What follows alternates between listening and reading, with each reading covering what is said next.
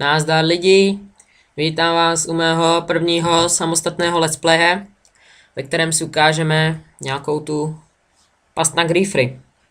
Když začneme, že si postavíme obvod baráku, bude 4x4 kostky. Tak a postavíme si baráček. Tato past je určená pro griefry začátečníky, takže ty amatéři, nebo ty profesionálové už si toho možná všimnou. Tak, postavíme si takto barák. Ještě jedno teda.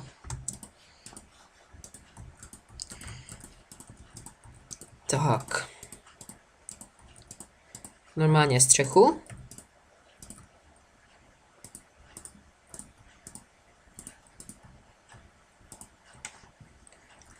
Tak. To by tady nějako bylo. Já si ještě rychle odskočím natěžit písek, který jsem si vůbec neuvědomil, že ho budu potřebovat. Jinak let's play točím na VOD serveru. Jeho IPnu dám do popisu. Tak. Tady. Tak. Jejku, zombíci. To jsem zvědavý, jak to budu dodělávat.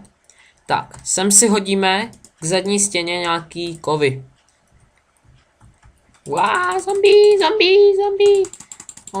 Pomoc. Musíme umlátit. Pomoc, já mám na sobě diabrnko, mě ho budou ničit. Tak ten je dole. Svině. Ty vole, ještě endermana tady mám. Tak to rychle dostavíme. Tak, vykopeme si 2 díry před nima. Tak, do těch děr položíme TNT, což je vlastně základ. Na TNT položíme písek, jelikož ten se propadá a zabraňuje blbečkoj, aby mohl utíct. Tak sem takto dáme nášlapné desky, které nám aktivují to TNT a uvidíme výbuch. Tak, já si přizvu tady blbečka.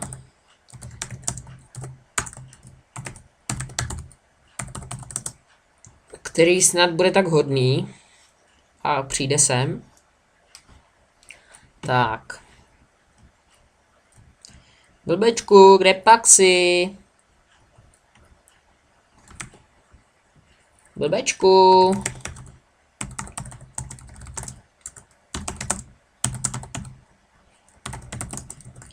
Tak, mu to napíšeme ještě jednou.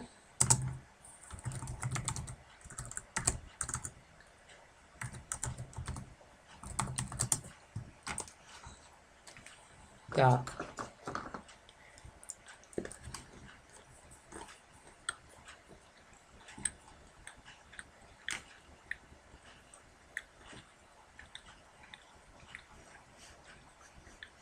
Blbečku.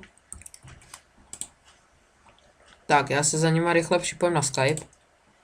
Elektro, potřebuju blbečka. Co potřebuješ? Blbečka. Teď jsem tady. Ještě nevidím.